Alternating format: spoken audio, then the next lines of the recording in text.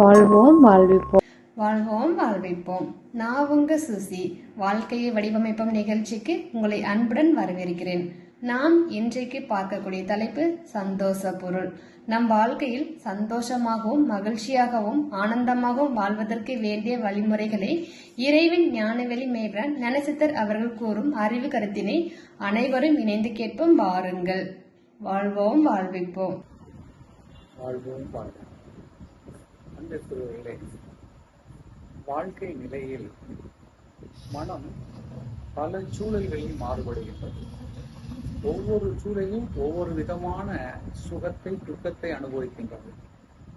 ஒரு பொருளை பற்றி நினைக்கின்ற பொழுது ஒரு விதமான ஒரு சுகமும், ஒரு பொருளை அடைந்த பொழுது அதனால் அடைகின்ற ஒரு மகிழ்வும், ஒரு பொருளை தேடுகின்ற பொழுது அதனால் நமக்கு உண்டாகின்ற அந்த மனதினுடைய ரசிப்பு தன்மையும் ஒவ்வொரு விதத்தில் இருக்கும். இது இந்த வாழ்வை நாம் ருசிப்பதற்காகவும் அனுபவிப்பதற்காகவும் நம்மிடம் உண்டான குணம். இது ஒரு ரசம் என்று கூட சொல்லலாம். நவரசங்கள் இருக்கிறது.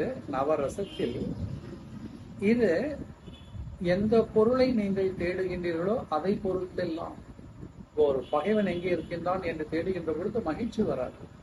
ஆனால் ஒருவன் தன் தாயை தேடி அழைகிறான், இல்ல தவறி போன தன் குழந்தையை தேடி அழைகிறான் என்கின்ற பொழுது ஒரு தவிப்பு இருக்கும் இல்லையா? எதை தேடுகிறோமோ அதை பொறுத்துத்தான் அதனால் வருகின்ற உணர்வுகள் நம் மனதில் எழும். அந்த வண்ணம் பார்க்கின்ற பொழுது இறையை நீங்கள் தேடுகின்ற பொழுது உங்களுக்கு என்ன உண்டாகிறது? நீங்கள் நினைக்கின்ற பொழுது என்ன உண்டாகிறது? நீங்கள் காண்கின்ற பொழுது என்ன உண்டாகிறது? நீங்கள் அடைகின்ற பொழுது என்ன உண்டாகிறது? இது ஒரு நாலு நிலை. நினைப்பது இல்லையா, தேடுவது, காண்பது, அடைவது. இந்த நான்கு நிலைகளிலும் ஒரு சந்தோஷம், ஒரு இன்பம், ஒரு மகிழ்ச்சி, ஒரு ஆனந்தம் எல்லாமே பார்ப்பதற்கு ஒரு இன்பமான ஒரு சூழல் மாதிரி தெரியும். சந்தோஷம் என்பது வேறு, மகிழ்ச்சி என்பது வேறு, இன்பம் என்பது வேறு, ஆனந்தம் என்பது வேறு.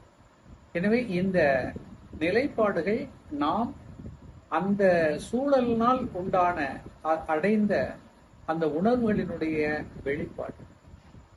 நான்கு நிலையும் ஒன்றல்ல. நினைப்பதில் கிடைக்கக்கூடிய சுகம் என்பது அடைதலில் கிடைக்காது. நினைப்பதில் கிடைப்பது காண்பதில் கிடைக்காது. நினைப்பதில் கிடைப்பது தேடுதலில் கிடைக்காது. நன்றாக ஞாபகத்தில் வைத்துக் கொள்ளுங்கள். எனவே இறைவனை நான் நினைத்தேன் அடைந்து விட்டேன் என்று ஒரு நிமிடத்தில் சொல்ல முடியும். இது காலங்காலமாக பல காலமாக பருவங்கள் தோறும் நீங்கள் அடைந்து வர வேண்டிய ஒரு பயிற்சி நிலை. ஆரம்பத்தில் இருந்தே அந்த நிலைக்கு தக்கவாறே உங்களுக்கு இன்பம் ஊற்றெடுக்க ஆரம்பிக்கும். எனவே இறையை முதலில் நினைத்துக் கொள்ளுங்கள், அப்புறம் தேடுங்கள், அதற்கு பிறகு கண்டுகொள்ளுங்கள், அதற்கு பிறகு அடைந்து. இந்த நான்கு நிலையும் உங்கள் வாழ்வில் முறையாக நடக்கின்ற பொழுது நீங்கள் அடைகின்ற பராபலங்கள் தான் இந்த சந்தோஷம், மகிழ்ச்சி, ஆனந்தம் என்பதெல்லாம். இதெல்லாம் ஒருவர் வாழ்வில் அடைய வேண்டும். வெறும் துக்கமும் சோகமும் அல்ல வாழ்க்கை, இல்லை வெறும் சந்தோஷம் மட்டுமல்ல வாழ்க்கை. நான்கு நிலைகளை. சாப்பாடு என்பது ஒரே சாப்பாடை சாப்பிடுவதற்கு மனம் ஒத்துக்கொள்வதில்லை. ஒவ்வொரு நாளும் ஒவ்வொரு விதத்தில். காலை சிற்றுண்டி வேறு, இரவு சிற்றுண்டி வேறு, மதியம் சாப்பாடு வேறு. இது மனதனுடைய கோலம். எனவே அறிவு இதையெல்லாம் தேடுவதில்லை. அறிவுக்கு இந்த மாதிரி உணர்வுகள் எல்லாம் இல்லை, மனதிற்கு இருக்கும். மனம் ஒரு பொருளை ரசித்தால் தான் விரும்பும், ரசிக்கவில்லை என்றால் வெறுத்துவிடும்.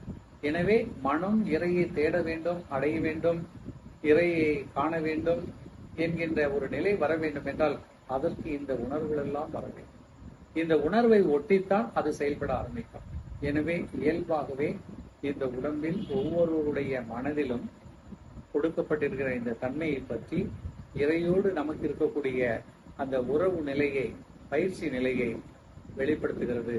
இதோ நான் இறை வேதத்தில் இந்த வாக்கு என்று சொல்லி நிறைவு செய்கிறேன்.